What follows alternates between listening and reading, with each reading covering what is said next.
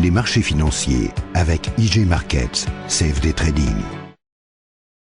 Bonjour, c'est Gilles du site boursicoté.com. Voici l'analyse technique du CAC 40 pour cette journée du mardi 8 mai 2012.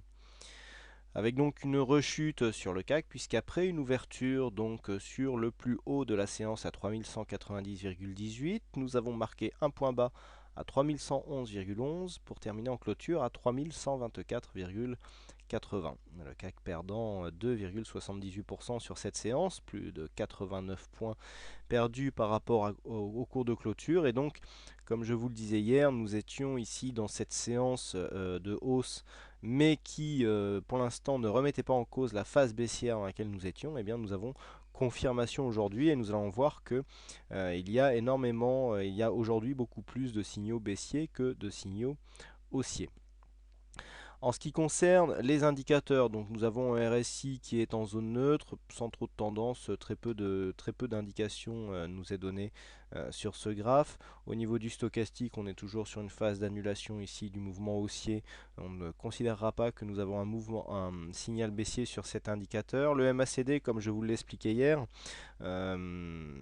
l'histogramme vert ici était à prendre, ne constituait pas un retournement puisqu'il n'était pas ici supérieur à ce précédent histogramme vert que nous avions.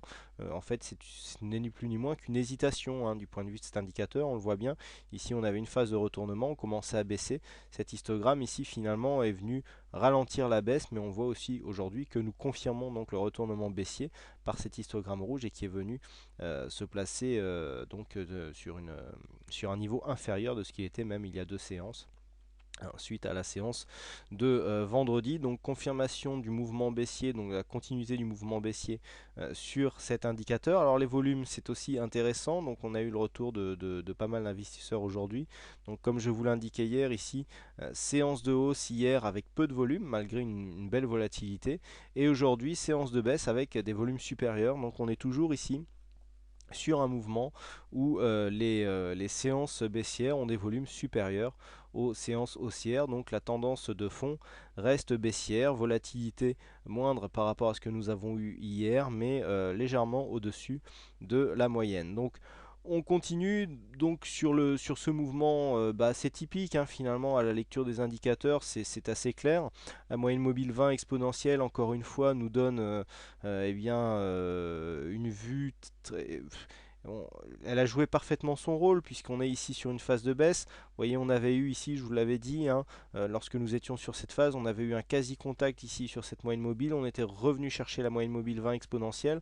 On était venu confirmer la phase de baisse. Là, regardez, on revient chercher la moyenne mobile 20 exponentielle et hop, on confirme avec un contact sur la bolle inférieure, un contact qui est doublé puisque nous sommes venus légèrement dépasser par rapport à cette Bollinger sur la séance du jour. Donc toujours sur une phase baissière, même si la dynamique primaire ici a été cassée à la hausse avec cette sortie par cassure de la résistance baissière par le haut. Regardez comment nous sommes en train ici de casser. On est en train de revenir chercher une zone basse ici avant pourquoi pas de remonter. Donc on est encore entre deux eaux, même si ici sur le point de vue court terme c'est plutôt la baisse qui prédomine. Si nous regardons bien, nous avons quand même cassé cette dynamique ici sur ce mouvement de cassure. On n'est pas revenu confirmer cette cassure haussière par la cassure d'un précédent point haut, à savoir c'était ce test des 3292 que nous attendions pour confirmer justement ce retournement, mais on n'est pas non plus venu invalider la cassure haussière puisque nous ne sommes pas venus casser ici les 3088 points qui correspondent ici à la zone de point bas que nous avons sur la séance du 23 avril. Donc pour l'instant nous sommes toujours entre deux eaux, toujours soit en attente d'une cassure ici de cette résistance baissière et en confirmation cassure de cette résistance horizontale des 3292,50 pour réorienter la tendance moyen court terme à la hausse, ou alors confirmation du mouvement baissier par une cassure baissière des 3088 points. Bon, à la lecture des graphes et vu ce que nous avons aujourd'hui, je vais me permettre de vous tracer une petite résistance supplémentaire qui nous apportera encore un petit peu de lisibilité. Alors vous voyez, c'est une résistance intermédiaire, je ne les trace pas toutes parce que sinon le graphe en serait truffé, mais ici cette ligne, pour qu'on la voit bien, je vais l'épaissir non pas pour son importance mais pour qu'elle soit visible par rapport au reste du graphe, hein, mais donc c'est une zone intermédiaire. Vous voyez comment eh bien, cette zone a provoqué déjà des prises de tendance. Vous voyez, hop, là on était venu rebondir dessus. Là on la casse, on revient en résistance, on vient confirmer.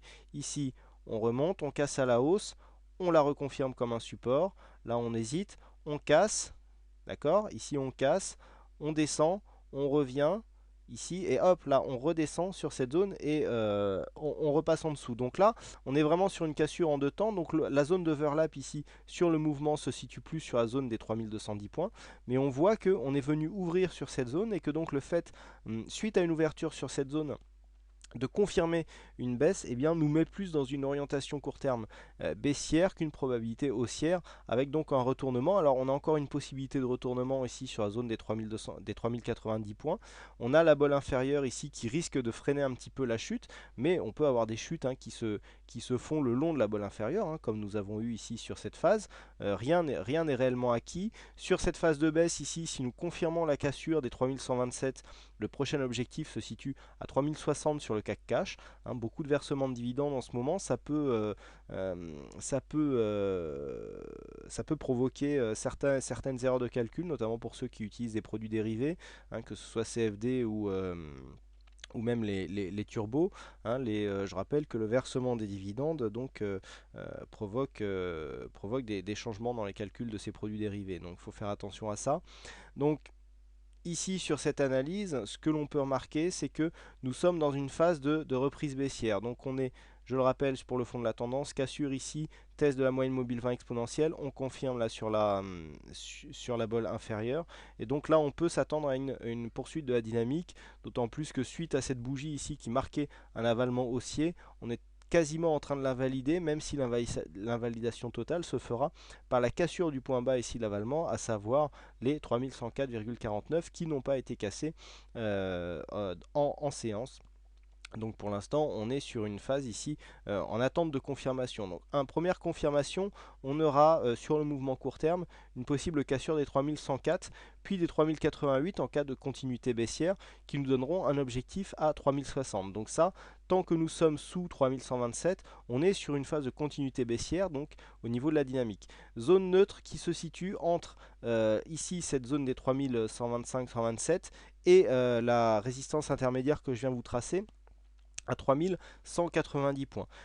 Un passage au-dessus de cette zone des 3190 points confirmé ici par la zone des 3210, eh bien, nous donnerons une possibilité d'aller attaquer premièrement cette résistance baissière ici, mais surtout ce que l'on attend donc pour un signal de retournement de tendance de fond, comme je vous l'ai expliqué en début de cette analyse, eh bien, une attaque de cette résistance horizontale ici à 3293.